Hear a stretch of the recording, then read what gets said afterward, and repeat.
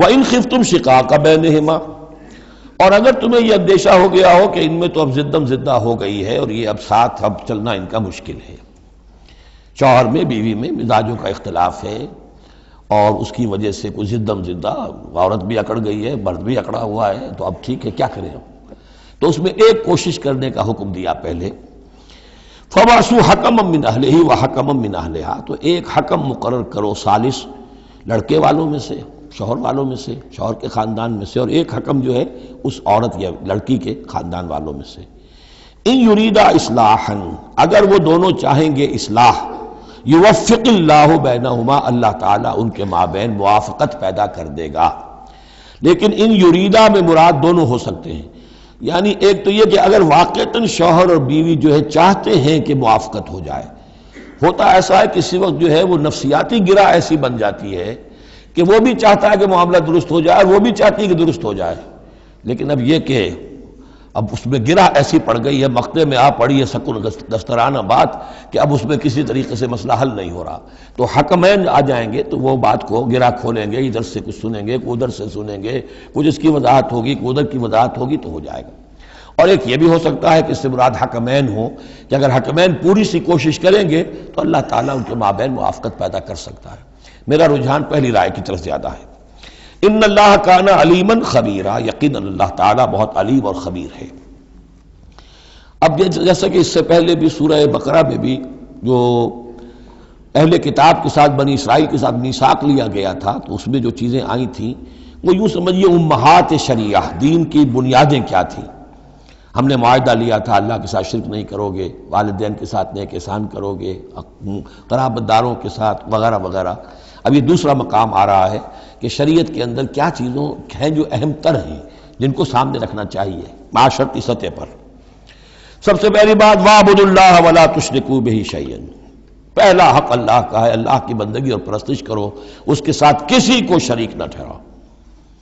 Number 2 وَبِالْوَالِدَيْنِ احسانا، یہ 4 مقامات قرآن میں ہیں جہاں اللہ کے حق کے فوراً بعد والدین کے حق کا تذکرہ ہے۔ والدین کے ساتھ حسن سلوک، یہ بھی ہمارے ہاں کے خاندانی نظام کے لیے بہت اہم بنیاد ہے کہ والدین کے ساتھ ان کا ادب ہو، ان کی خدمت ہو، ان کے ساتھ حسن سلوک ہو، ان کے سامنے آواز پست رکھی جائے۔ بڑی تفصیل سے سورہ بنی اسرائیل میں یہ بات آئے گی، لیکن یہ کہ یہ ہمارے معاشرے میں خاندان کے استحکام کی یہ بھی ایک بہت اہم بنیاد ہے۔ وَبِذِی الْقُرْبَىٰ، قرابت داروں کے ساتھ، وَالْیَتَامَىٰ وَالْمَسَاکِین، اور یتیموں کے ساتھ اور مسکینوں کے ساتھ، وَالْجَارِ ذِی الْقُرْبَىٰ، اور وہ ہمسایہ جو قرابت دار بھی ہو۔ پہلے عام طور پر محلے ایسے ہی ہوتے تھے، ایک ہی قبیلہ ایک جگہ رہ رہا ہے، رشتہ داری بھی ہے، ہمسائیگی بھی ہے۔ وَالْجَارِ الْجُنُبِ، اور اجنبی ہمسایہ بھی ہو سکتا ہے، جیسے آج کل شہروں میں ہوتے ہیں ہمسایہ اجنبی ہوتے ہیں۔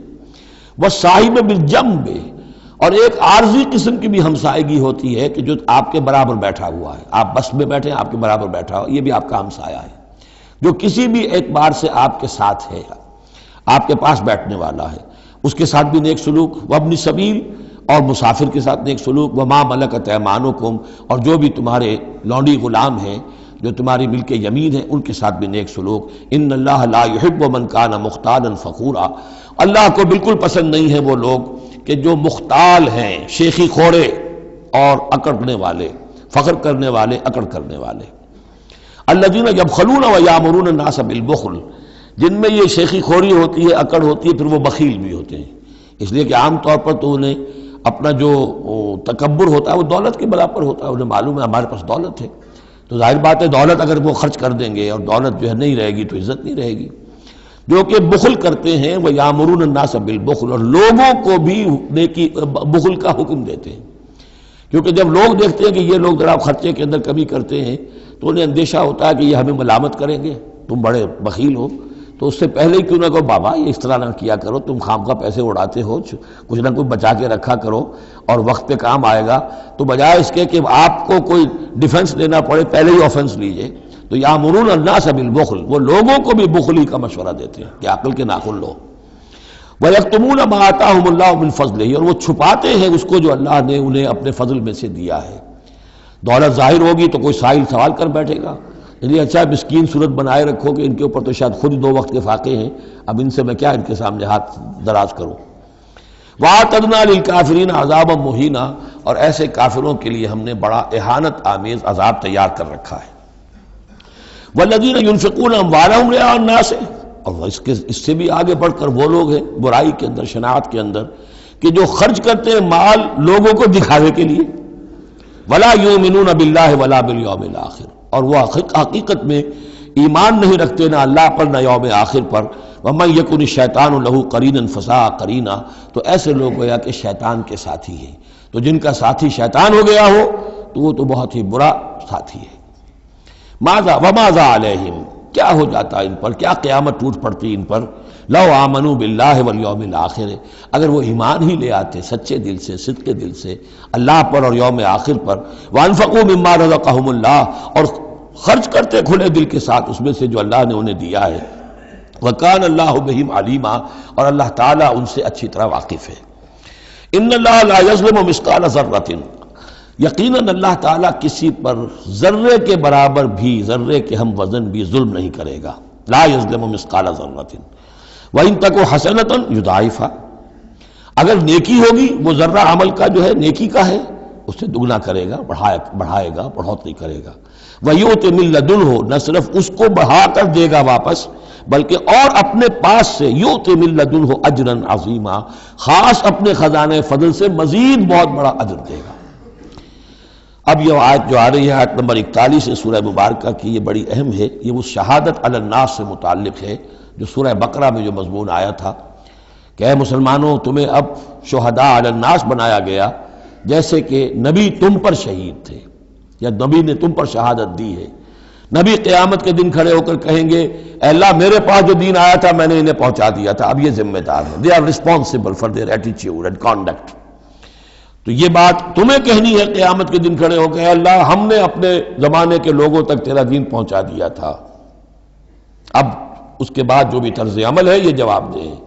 ایسا نہ ہو کہ الٹا وہ ہمارے اوپر مقدمہ کرے کہ اللہ ان بدبختوں نے ہمیں نہیں پہنچایا، یہ خزانے کے سانپ بن کر بیٹھے رہے۔ تو یہ تو ایک رخ ہے اس کا، لیکن یہ کہ جس کے ذمے یہ ڈیوٹی لگ گئی ہو، واقعہ یہ ہے کہ اس کے لیے تو ایک بہت بھاری یوں سمجھیے کہ بوجھ ہے اس پر، اب اس کا جو ہے نقشہ کھینچا جا رہا ہے۔ قیامت کے دن کیا ہوگا؟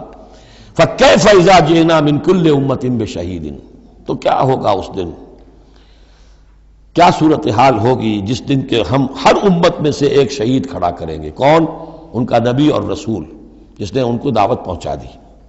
وَجِئْنَا بِكَ عَلَىٰ هَٰؤُلَاءِ شَهِيدًا، اور اے نبی آپ کو ہم لائیں گے ان پر گواہ بنا کر، یعنی آپ کو کھڑے ہو کر کہنا ہوگا، جس کو کہ ہمارے تصور میں کہتے ہیں، ہمارے اصطلاح میں پروزیکیوشن وٹنس۔ عدالت خداوندی کا پروزیکیوشن وٹنس کون ہے؟ نمبر 1 پروزیکیوٹر کون ہے؟ نبی۔ اے اللہ تیرا پیغام جو پہنچا تھا میں نے پہنچا دیا تھا، now they are accountable responsible. تو اس کے کیا معنی ہوئے؟ اپنی ہی قوم کے خلاف گواہی آ گئی نا۔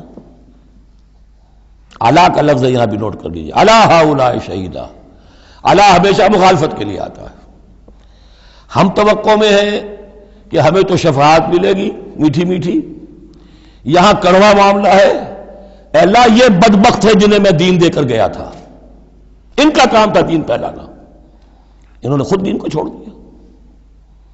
تو نبی شفاعت کریں گے یا نبی مقدمہ قائم کریں گے؟ وقال الرسول یا رب ان قوم اتخذوا هذا القرآن مہجورا، اور کہیں گے رسول کہ اللہ میری اس قوم نے قرآن کو ترک کر دیا تھا۔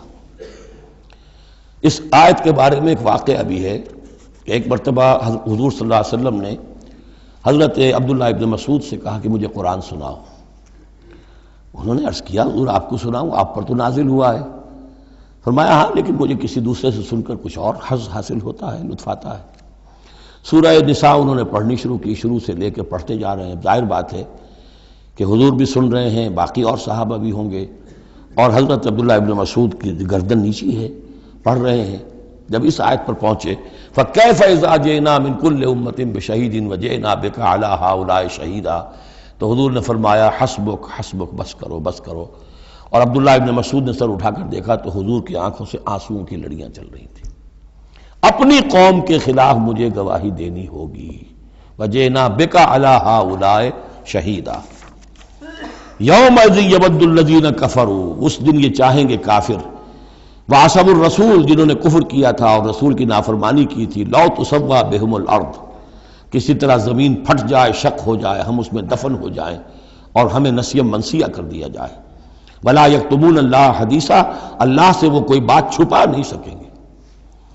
یا ایھا الذین آمنوا لا تقربوا الصلاۃ وانتم سکارا، اہل ایمان نماز کے قریب نہ جاؤ اس حال میں کہ تم نشے کی حالت میں ہو۔ اب یہ وہ سورہ بقرہ میں جو آیا تھا یسألونک عن الخمر والمیسر، اس کا اگلا قدم آ گیا کہ اس کے اندر جو خباثت ہے، شناعت ہے، جو برائی کا پہلو ہے، اس کو ایک مرتبہ اور اجاگر کیا۔ یا ایھا الذین آمنوا لا تقربوا الصلاۃ وانتم سکارا حتی تعلموا، جب تک کہ نشہ اتر نہ جائے اور تمہیں معلوم ہو کہ تم کیا کہہ رہے ہو۔ اس واقعات بھی بیان ہوتے ہیں کہ ایسا ہوا کہ نشے میں نماز پڑھائی کسی نے، اس لیے کہ شراب ابھی حرام مطلق تو ہوئی نہیں تھی، تو اس میں قل یا ایھا الکافرون لا اعبد ما تعبدون، اس کی بجائے اعبد ما تعبدون، میں بھی بندگی کرتا ہوں اسی کی جس کی تم کرتے ہو، تو وہ تو کفر ہو گیا۔ تو اس پر خاص طور پر یہ آیت نازل ہوئی حتی تعلموا ما تقولون، جب تک کہ تم سمجھ نہ رہے ہو شعور کے ساتھ کہ تم کیا کہہ رہے ہو۔ اب اس میں ایک اشارہ ادھر بھی ہو گیا، بے سمجھے نماز پڑھنا بھی ایسا ہی ہوا پھر، یعنی یہ کہ جو روکا جا رہا، ایک تو مدہوشی کی وجہ سے سمجھ میں نہیں آ رہا اور غلط سلط پڑھ رہے ہیں، اور ایک سمجھتے ہی نہیں۔ قرآن کہہ رہا ہے حتی تعلموا ما تقولون، تمہیں معلوم ہونا چاہیے کیا کہہ رہے ہو تم۔ اب جنہیں قرآن مجید کے معنی نہیں آتے، نماز کے معنی نہیں آتے، انہیں کیا پتہ ہے کیا کہہ رہے ہیں۔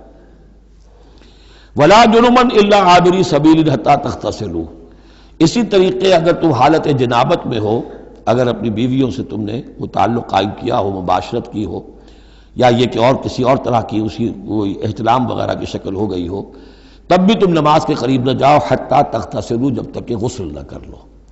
الا عابری سبیل، اس کے بارے میں بہت سے قول ہیں، لیکن یہ رائے یہ جو آگے بات بیان ہو رہی ہے اس میں آ جائے گا کہ ہاں سفر کی حالت میں اس غسل کی پابندی پر جو ہے وہ نرمی کی گئی ہے اور اس میں تیمم کی اجازت دی گئی ہے۔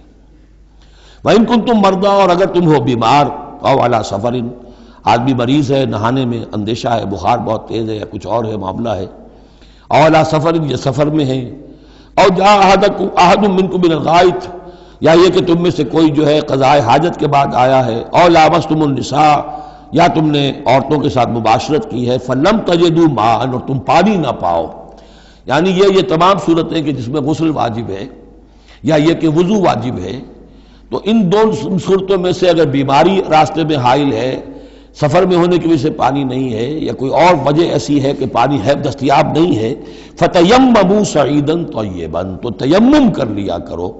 لیکن تیمم کا جیسا کہ ہم پہلے پڑھ چکے ہیں، میں نے بتایا تھا کہ قصد کرنا، تیمم، فَتَيَمَّمُوا صَعِيدًا طَيِّبًا، پاک مٹی کا، اس کا قصد کرو۔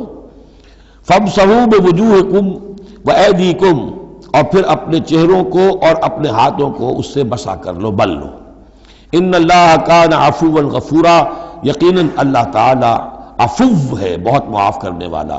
یہی لفظ ہے جو حضرت عائشہ سے جو مروی ہے دعا لیلۃ القدر کی، اللہم انک عفو تحب العفو فاعف عنی، اے اللہ تو عفو ہے، تو ہے ہی معاف فرمانے والا۔